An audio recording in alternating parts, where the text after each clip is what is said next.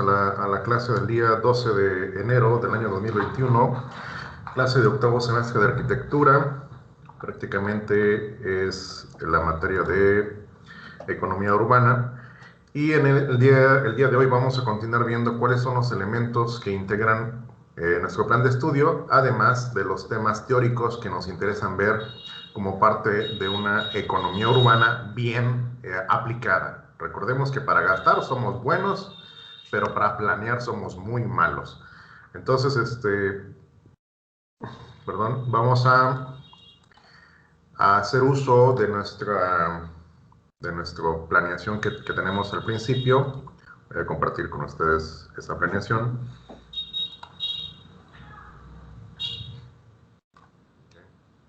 Entonces, en nuestra planeación tenemos en cuenta que nos dice que debemos de crear modelos, en este caso, modelos de desarrollo económico, identificar qué es un modelo de desarrollo económico, cuáles son las características económicas básicas de los países subdesarrollados. En este caso, muchas veces se logra pensar, no, pues un país subdesarrollado es el que tenemos aquí abajito de nosotros, Guatemala, y no es cierto. Es importante identificar que también hay países subdesarrollados en Europa y en Asia. Muchos de ellos, ¿cómo se llegan a etiquetar?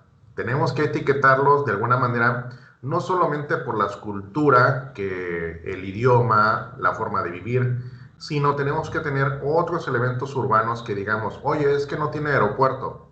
Ah, bueno, no tiene aeropuerto, pero ¿vale la pena que lo tenga? Ah, pues, no sé. Bueno, entonces hay que identificar si vale la pena que el simple hecho de no tener aeropuerto, tú lo creas como etiquetar como es un país subdesarrollado, no está creciendo. Imaginémonos que en todos los países existieran 5 aeropuertos, como una tarifa, ¿no? No, pues para que seas un país de alta categoría tienes que tener 5 aeropuertos. Si no, no. Si tienes 3, es más o menos. Si es 2, ahí la vas cacheteando. Si tienes 1, apenitas y le vas llegando. Si no tienes nada, eres completamente tercermundista.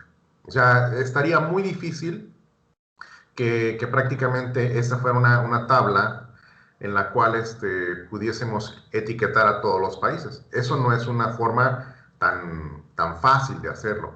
Tiene que ver muchos factores. Sin embargo, también es importante identificar qué país sí cuenta con esos elementos y no está considerado como un país bueno. Entonces tenemos, luego dice, teoría económica de los conjuntos urbanos. ¿Qué es lo que lo debe de integrar? Bueno, entonces, ¿qué es lo que lo integra? La teoría de la localización, cómo nosotros, al tener un elemento urbano, cómo lo vamos a identificar, qué es lo que estamos haciendo con nuestro proyectito, cómo vamos a identificar qué es la manera correcta de colocarlo en ese lugar y no colocarlo en otro sitio.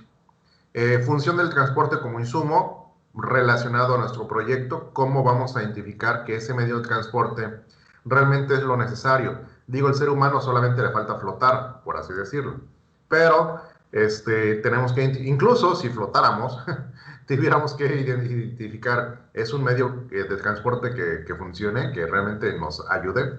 Diagnóstico de aglomeración, cuáles son las características que ahora con el tema de la pandemia, prácticamente este tema yo lo sentiría como eliminado porque ahora es obligatorio no tener aglomeraciones en lugares públicos. La microcefalia, ¿qué es una microcefalia urbana? Microcefalia es aquella enfermedad que prácticamente ahorca, ¿sí? Ahorca a todas las comunidades urbanas, que tú dices, ah, pues es como un pequeño tumorcito. Sí, pero es un elemento bueno y también puede ser un elemento malo. Ay, no existe nada malo en el mundo, ¿cómo? ¿Por qué eres tan negativo? Bueno, no existe nada malo, pero ¿debe de existir? Sí, ya recordemos que en la primera clase decíamos, hay cielo y hay infierno. Hay escuela, pero también hay cantina al lado. Nada, eso no existe. Bueno, sí existe, vayan a Tapachula, hay un montón. Entonces, hay lugares, hay iglesias, hay iglesias y hay cantinas al lado de la iglesia. Entonces tú dices, ¿cómo es posible que eso exista? Es que sí existe. Entonces, esa pequeña microcefalia, cosas que ahorcan a algo que tú quieres que nazca, es como la espiga y el higo. que de alguna forma siempre se ha considerado esa forma, ¿no? Es que todo tiene que ser bueno, no, siempre hay espinas, siempre hay cositas que nos afectan. Igual ocurre con el sistema urbano. Muchos dicen, es que, y se los voy a poner, es que la zona de tolerancia no debe de existir porque es un mal que afecta a las sociedades. Sí, es un mal que existe, pero con eso las personas adultas que eviten cometer actos ilícitos de mayor envergadura, pues van y terminan en un centro que les pueda entretener el rato. Entonces es un mal que el centro de tolerancia en una comunidad que se supone que es una ciudad capital debe de existir. En Tapachula, que es una zona fronteriza, una zona de tolerancia, está mal organizada y es un foco de infección. Entonces, hay que tener elementos con los cuales tú puedas decir, ¿y esto qué sucedería? Imaginémonos que ustedes son el encargado del área urbana del municipio de Tapachula y se van a tener que ver obligados a ir a revisar esas instalaciones, cosa que sí se hace en la vida real. Va el personal de municipio, acompañado con elementos de guardia, acompañados con personal sanitario, hacen las inspecciones, que todo esté en orden, tanto evitar el narcomenudeo como evitar las infecciones de propagación masiva. Entonces, tú como personal de municipio, desarrollo urbano, tienes que ver que estas instalaciones cuenten con elementos de seguridad, salidas de emergencia, extintores y no se provoquen un foco tanto de un problema mayor. Oye, que hay un incendio en la zona de tolerancia, imagínense cuántas personas pueden verse afectadas. ¿Por qué? Porque pues no vas a estar atento al incendio, ¿verdad? Vas a estar atento a otras cosas. Entonces, de estos elementos, prácticamente tienes que cuidarlo, tiene que ir personal de protección civil. Entonces va una comitiva que prácticamente eso dices, oye, vamos muchos funcionarios y nos van a ver que entran a la zona de tolerancia. Sí, pero es tu trabajo. Digo, no vas en modelo de cliente, vas en modelo de funcionario. Entonces, prácticamente, esa es una. La otra, las cárceles. Las cárceles son elementos que también son mal vistos como un pequeño tumor que no debe de existir. Hay muchas historias que dicen es que las cárceles nunca debieron haber existido. Sí, pero eso nos tenemos que remontar a la época de Caín y Abel, donde prácticamente o sea, hubo una maldad con un hermano y pues no hubo manera de detenerlo. Y si se hubiera metido a la cárcel a Caín, pues ahí estuviera todavía, creo yo. Pero prácticamente eso tenemos que remontarnos a la historia del ser humano, por así decirlo. Y si nos vamos a la especie humana como mono, pues nos tenemos que meter también a la especie de que el líder mata al que le quiera robar el puesto. Entonces, en el concepto de es que el hombre viene del mono, bueno, recordemos que éramos una especie de cazadores y el que sobrevive la ley del más fuerte domina al más débil. Entonces, tiene que haber un control para que ese fuerte no quiera sobreponerse sobre los demás, suslayar, hacer menos a las demás personas. Entonces, tiene que haber un control. Luego después dice, viene técnicas y usos de la información. Cómo toda esta información de una ciudad que va a crecer. Imaginémonos aquí, ya aterrizándolo, las ciudades rurales que vimos al principio de este cuatrimestre, ¿tenían estos elementos? Recordarán ustedes que por ahí en el videíto, si ustedes lo quieren consultar, está ahí en la página de Colove Studio. Recordarán, échense un clavado, copien los elementos que son más mencionados y de alguna forma identifiquen si hay una cárcel, identifiquen si hay un bar, traten de investigar, oye, hay una zona de tolerancia para aquellos que quieran divertirse. No, no, no hay. Bueno, lo contrapuesto de lo negativo. ¿Cuántas iglesias hay? Híjole, pues una. No, no es cierto. Hay tres religiones ahí. Ah, híjole. ¿Y qué hacemos con las religiones? ¿Dónde las vas a colocar las iglesias? Ya nos metemos en problemas, sí. ¿No miras cuántos desplazados hay en San Cristóbal y en otras aquellas partes donde cada quien manda su religión y si no perteneces a la religión vas para afuera? Híjole. Entonces, ¿qué hacemos con ciudades rurales? Que hagan lo que quieran. Así se terminó haciendo, que hagan lo que quieran. Prácticamente las instalaciones tampoco tuvo energía eléctrica. Nadie cuidaba de las instalaciones. Comisión Federal nunca llegó a aparecerse, aunque se les donó un terreno, pero no se logró establecer la Comisión Federal. Y así hay muchos ejemplos. Entonces, prácticamente todos esos elementos tienes que tenerlos en cuenta. Bueno, vamos a ver otro documento, independientemente de los temas que nos marca nuestro plan de estudio. Vamos a ver otro elemento que es muy importante, que nos dice, este documento todavía se los voy a compartir. Dice, ¿cómo pueden ser más inteligentes las ciudades? Aquí esta sería como la gran pregunta del millón. Oye, pero vamos a hacer una ciudad nueva, ¿y cómo pueden ser más inteligentes? O sea, que no suene como el clásico pueblito que se le ocurrió al presidente municipal crecer para todos lados que él quisiera y que tiene que ser más inteligente. Bueno, este libro, que está pequeño, por así decirlo, tiene algunas respuestas que podemos rescatar. Digo, cada uno se va a tener que identificar. Vamos a ver. En este caso, como siempre, está hablando de gobiernos de otro lugar. Vamos a ver si tenemos algún apartado más coherente. Aquí está. ¿Cómo abordan las ciudades su transformación dentro de un escenario global con influencia en lo local? O sea, ¿cómo hacer que esa pequeña ciudad tome la seriedad de lo que debería de ser? Transformaciones urbanas en la sociedad del conocimiento. Y aquí nos dice, estudio de caso, la Smart City como un nuevo relato de la ciudad. O sea, las pequeñas ciudades como algo. En este caso dice, en los últimos 5 años, el término Smart City, o sea, nuestra pequeña ciudad, se ha convertido para la ciudad en un concepto que desata tanto pasiones como potentes críticas. Quiere decir que todo el mundo quiere, sí, vamos a hacer una pequeña ciudad que va a ser súper funcional y que, va a ser lo mejor de lo mejor.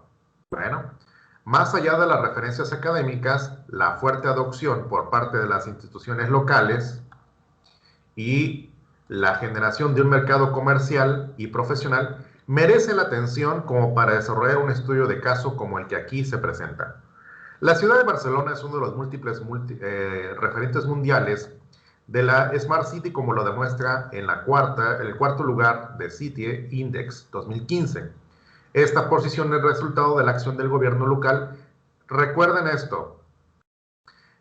Yo les decía hace un rato quién cataloga las ciudades. Aquí es más o menos una referencia para que se den una idea. ¿Quién catalogó a que la ciudad de Barcelona ocupa el cuarto lugar en esta posición en el 2015?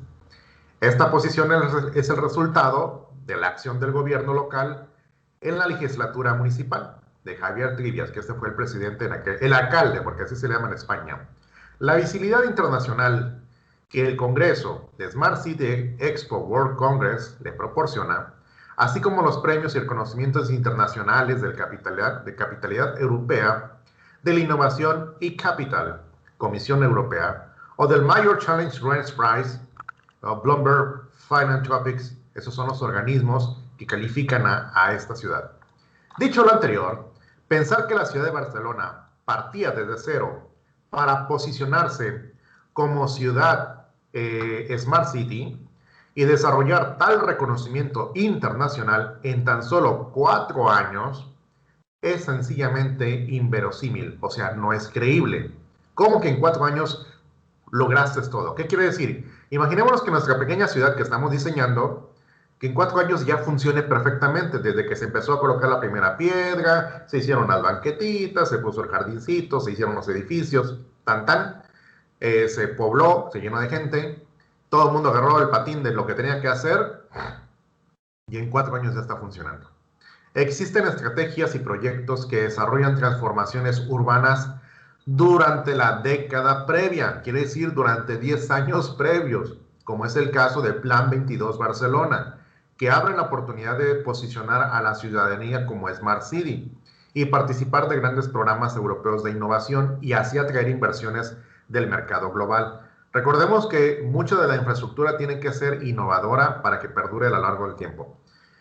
Es objeto de este caso de estudio la estrategia urbana que se despliega en Barcelona entre 2011 y 2015, en esos 4 años que fueron efectivos, en torno al concepto de Smart City, su contexto, cómo se desarrolló, sus antecedentes, sus actuaciones y su evaluación crítica. ¿Cómo es que lograron decir que realmente está funcionando? Contexto. ¿Cuál es la situación política, económica y social? En este caso, transformémoslo en Tuxtla Gutiérrez, en Chiapas. ¿Cuál es la situación política, económica y social de Tuxtla Gutiérrez? Pero vamos a leer lo que pasa en España. En el año 2011, la crisis económica y financiera del Estado español afectaba las perspectivas económicas y sociales de cualquier institución, entidad, empresa o corporación. El origen de esta crisis está en el estallido de la burbuja inmobiliaria en 2008 con relación a la crisis mundial de la hipoteca subprime iniciada en el 2006 y que aflora en el 2008 con el colapso de los mercados financieros por la caída y rescate de Lehman Brothers, Fannie Mae, Freddie Mac, aseguradora EIC. Es el inicio de lo que se conoce como la Gran Recesión Española. Esto, hoy día, México está, sí, México, Chiapas y todo el planeta, porque todo el mundo está endeudado hoy día. Uno de los países europeos más endeudados, ahora sí en la parte del viejo mundo, es Italia. Ha pedido un gran préstamo, prácticamente en las noticias internacionales, ha pedido a la Unión Europea una gran cantidad de recursos para poder sobrevivir. Es una economía. Por eso vuelvo a repetir, pensar que hablar que Italia se convierte en un país subdesarrollado, no te queda en la cabeza. Oye, pero si ahí nació Da Vinci, ahí estuvo Miguel Ángel, tiene esto, tiene aquello, está el Papa, Venecia, Italia. ¿Cómo puedes decir que es un país subdesarrollado? Está endeudadísimo hasta los calcetines. Híjole, entonces, ¿qué hacemos? Pues no es un país no lo puedes meter en una clasificación donde digas que es el mejor país. O sea, está muy, muy mal. Bueno, entonces, ¿qué hacemos? Cambiamos el gobierno. Se cambió hace 7 años. Italia cambió de gobierno hace 7 años de un sistema tipo reinado, por así decirlo, cosa que no es la palabra correcta, pero poner en términos muy sencillos.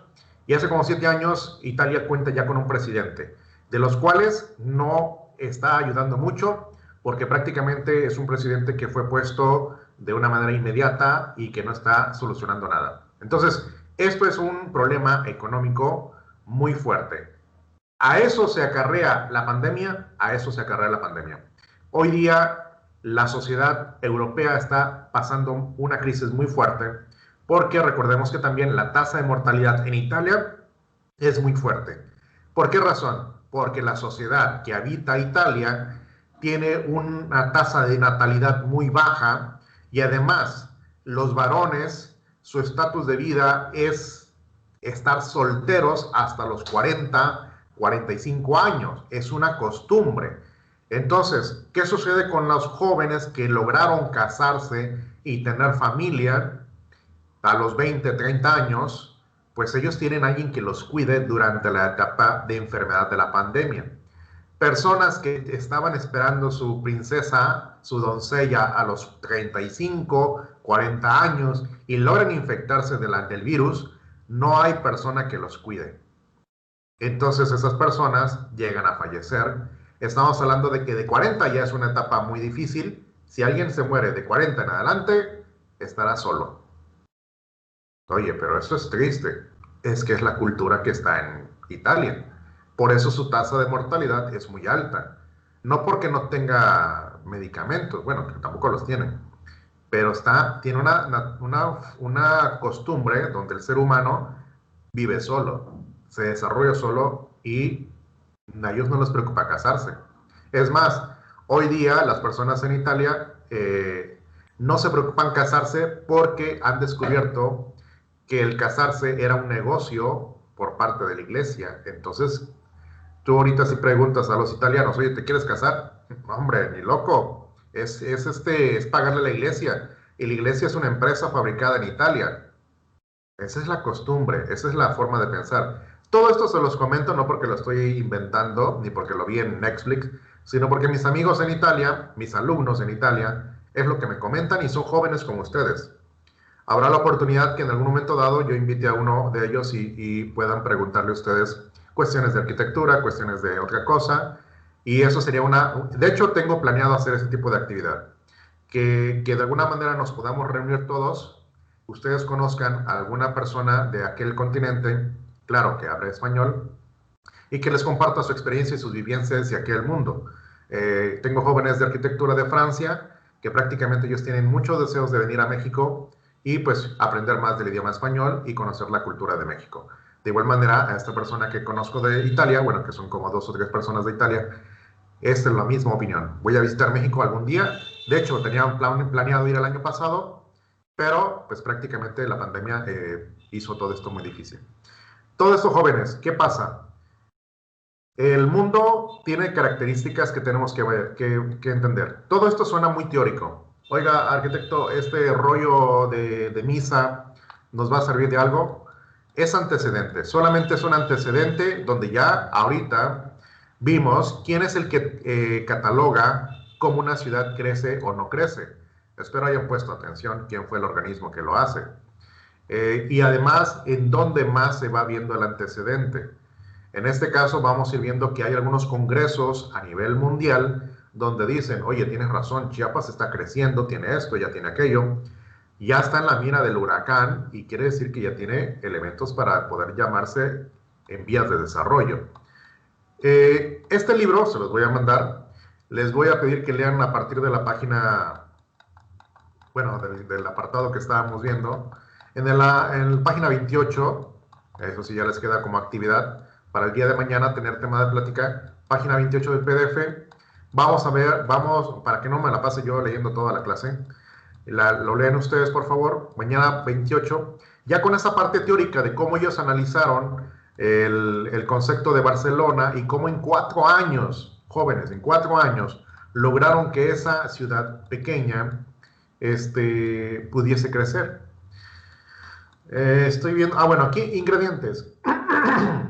Vayan tomando nota, lo van a leer, pero ahorita tomen nota. Dice, para la transformación urbana se buscó situar actividades productivas. De hecho, se los voy a compartir en la pantalla para que vayamos viendo qué es lo que estamos leyendo.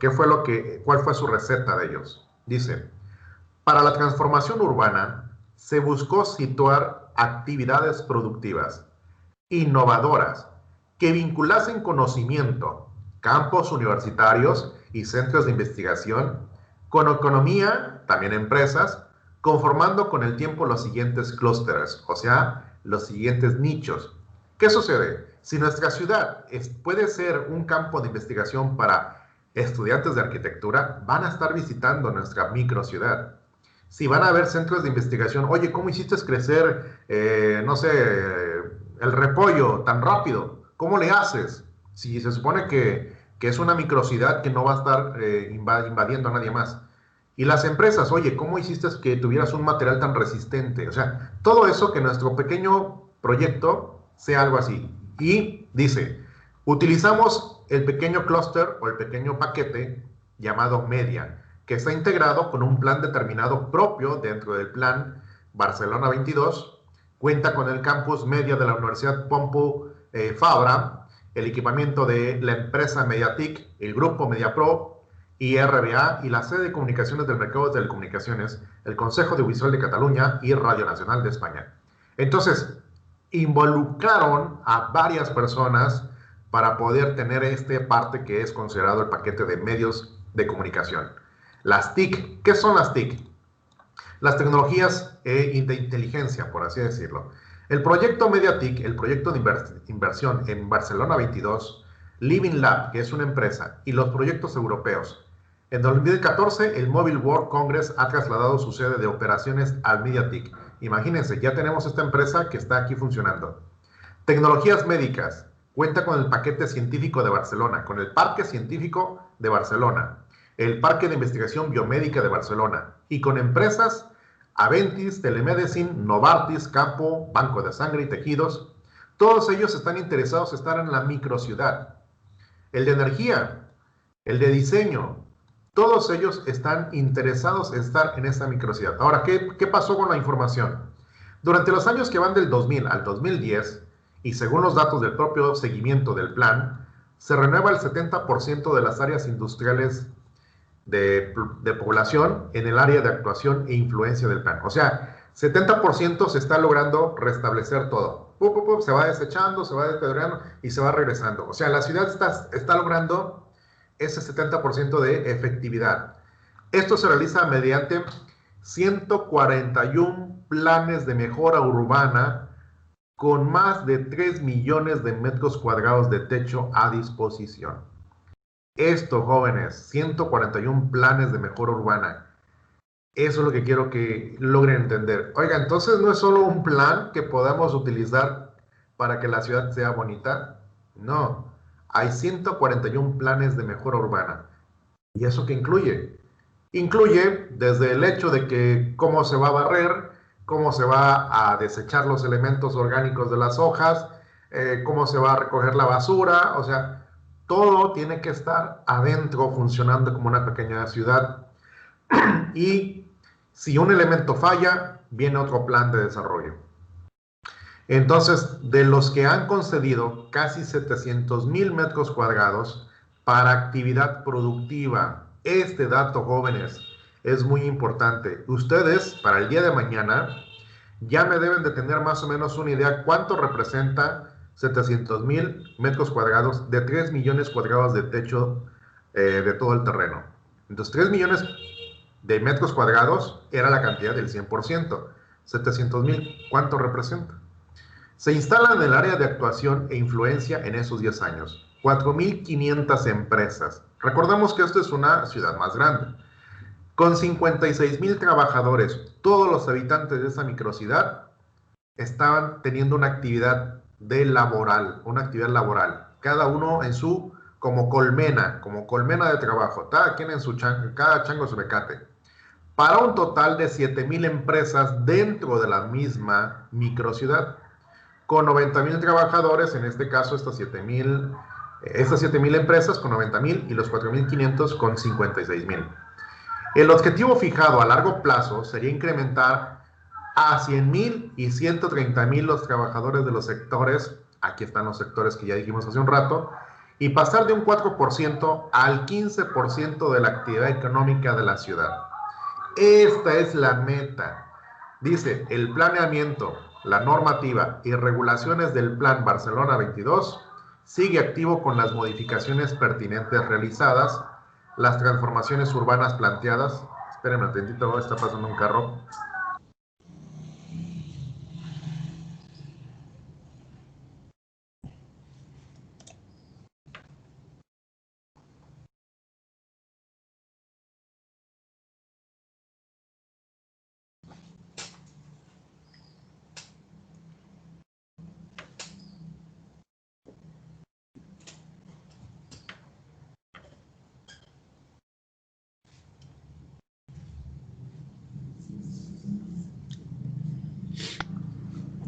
Bueno, ahí está.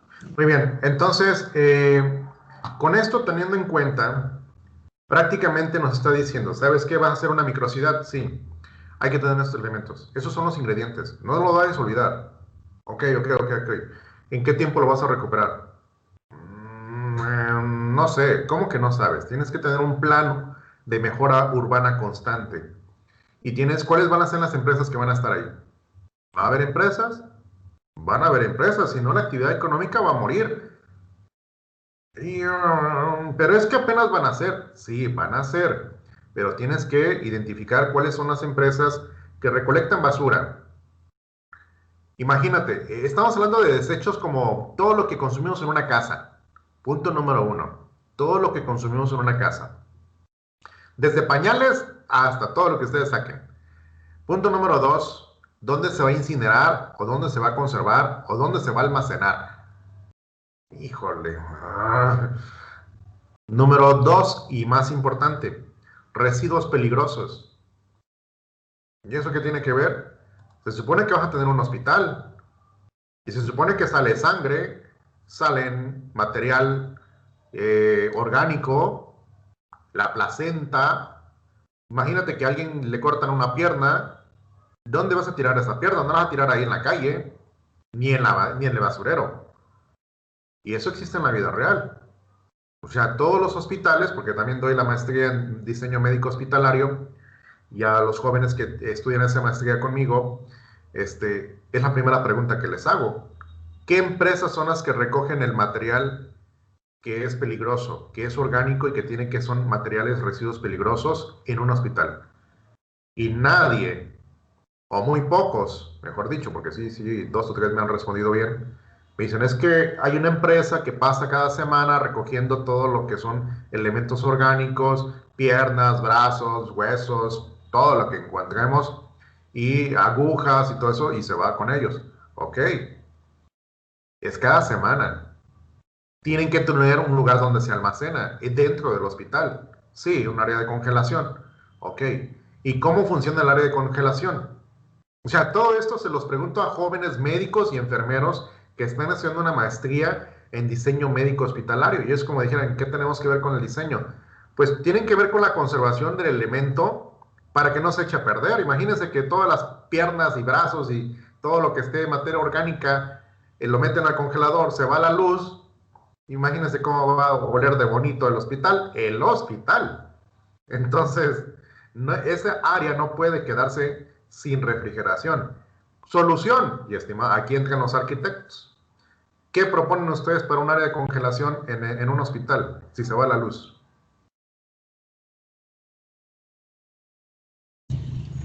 Para empezar, tener generadores de corriente, ¿no? De corriente. ¿Con qué funciona? ¿Con gasolina o con diésel? Es que creo con gasolina y otros que se recargan así con baterías es un ejemplo. No. Mm, Segunda pregunta. ¿En qué tiempo de reacción entran las plantas de emergencia? ¿Cuál es el tiempo de reacción? Que es normal, no que falle. ahí sí no sé.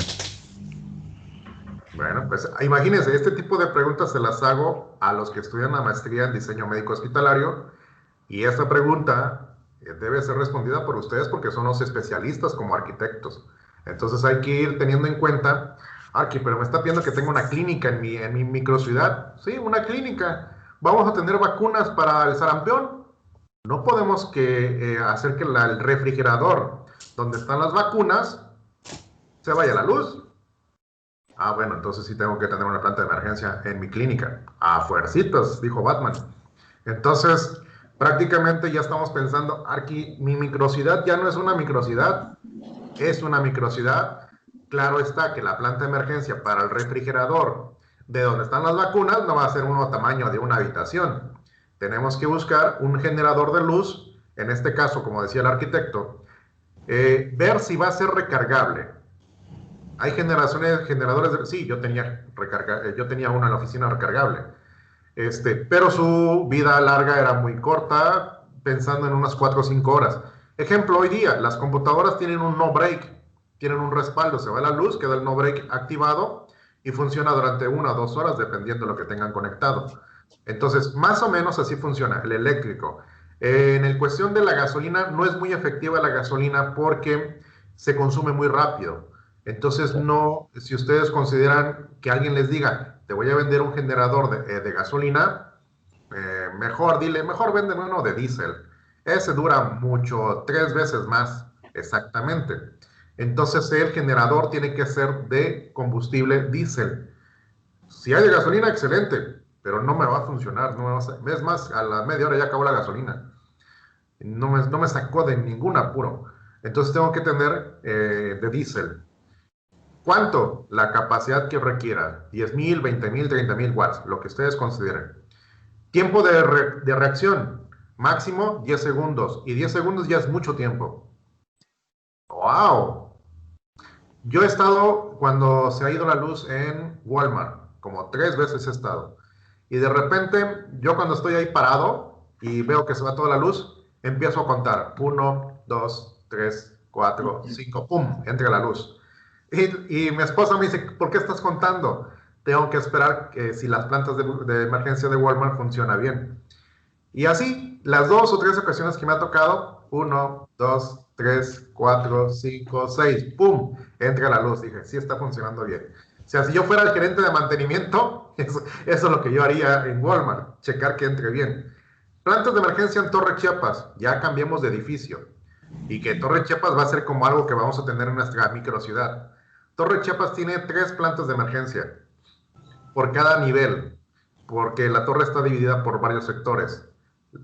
Todos eso se los platico porque igual, ahí están las fotos de la Torre Chiapas, que ahí estuve metido 3 años. desde abajo hasta que terminamos la entrega final. Entonces, todo lo que hablo es porque lo viví en carne propia.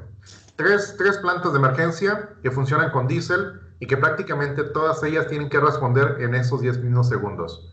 Entonces, el gerente encargado de mantenimiento de Torre Chiapas tiene que estar vigilando que sus plantas de emergencia estén funcionando correctamente. Y así, entonces, todo este tema, jóvenes, de hablar cuestión teórica de una microciudad, estamos hablando de plantas de emergencia, estamos hablando de recolección de residuos peligrosos, de una clínica, estamos hablando de la recolección de basura, estamos hablando de cosas que tú dices, eso es normal, sí, lo encontramos en la ciudad rural que vimos en el video. Ah, pues no, ni agua tenía. Imagínate que el elemento más sencillo, que era el agua, no tenía agua. Ahora, si juntamos la basura, pues simplemente no va a haber recolección de basura. Si hay una clínica, pues no va a haber recolección de residuos peligrosos en la clínica. Lo van a tener que enterrar en la tierrita. Este, no sé. Y plantas de emergencia, menos. No hay vacunas. Ya no pueden haber vacunas en esa clínica. Entonces, todos esos elementos, tú dices, híjole, entonces mi desarrollo urbano, mi economía urbana no puede ser tan económico. No, no puede ser tan económico. Todo requiere una inversión. Oye, pero yo no lo voy a poder subsanar todos esos gastos. Por eso te estamos diciendo que tienen que haber empresas que son las que van a generar la inversión y que son las que van a darle de comer a tus empleados y son las que van a generar que todo crezca. Ah, bueno, no lo va a pagar el gobierno. No estamos hablando de gobierno que pague el proyecto, estamos hablando de que las propias empresas generen una pequeña ciudad, que la inversión que tú generas, hagamos de cuenta, todos conocen qué es Atsa Yasaki, No. ¿no? Bueno, Atsa Yasaki es una empresa de ensamblado japonés aquí en Tuxtla Gutiérrez. Cuenta con dos instalaciones, una del lado oriente, al lado de la central de abasto, y otra del lado poniente, allá por Juan Crispín, cerca de la bodega Aurrera. ¿A qué me refiero con ellos? Al ser una empresa de planta de ensamblado japonés, imagínense hasta dónde están unos y dónde están otros. ¿Es la que se llama Arnecon? Disculpe. Arnecon. Ah, sí, sí. Entonces, Atso Yasaki, al ser esta empresa de origen japonés, prácticamente ellos tienen que subsanar el salario de todos sus empleados y al mismo tiempo es una pequeña empresa con este giro. Ese tipo de empresas, imaginemos adentro de nuestra ciudad, ¿cuántas empresas? Aquí decían que habían 7,000 empresas con 90,000 trabajadores. Es un mundo. Sí, lo comparemos con algo más cercano. ¿Cuántas personas le entran a un estadio? Bueno, a un cine. Ahora sí, como arquitectos. ¿Cuántas personas le entran a Cinépolis en una sala? Sin pandemia, Sin pandemia y sin reventa de boletos. como 50 aproximadamente, ¿no? Pues, ¿sí? Sí. Ahora sí, como dijera, alguien trabajaba en Cinépolis que me dijo, no me acuerdo quién me dijo de ustedes. No me acuerdo si el grupo, en algún grupo de los de arquitectura, alguien me dijo que trabajaba en Cinépolis. Le vamos a preguntar exactamente, actualmente. ¿Qué sucede?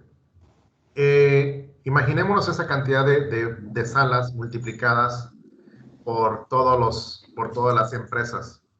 Tenemos que identificar en nuestro plan de desarrollo urbano, el que estamos haciendo nosotros en nuestro proyecto, dónde van a estar las empresas, qué tipo de empresas van a ser. Y si va a haber universidad, vamos a tener escuelas, por ahí tenemos escuelas, ¿no? En nuestro proyectito tenemos escuelas. Entonces tenemos que ver qué niveles de escuela van a ser o si van a ser escuelas en línea. No, pues que va a ser escuelas en línea, arquitecto, no vamos a tener instalaciones propias. Ok, necesitamos internet. Ah, ya empezamos mal. Se fue el audio.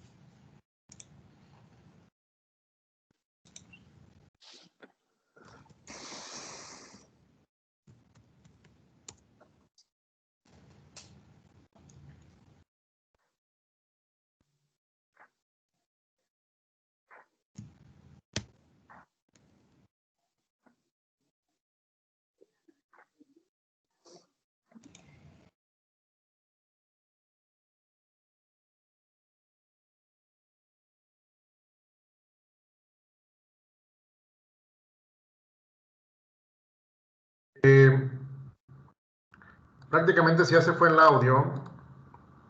Y aquí dice prendido.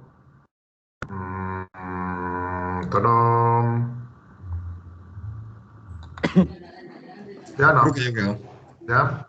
Ya. Bueno. Ok, entonces, les comentaba, tenemos que tener una planeación de nuestro proyecto, que tengamos que mencionar data center. El data center, ¿qué tan grande tiene que ser? Depende de las empresas y depende de todo lo que vamos a ubicar.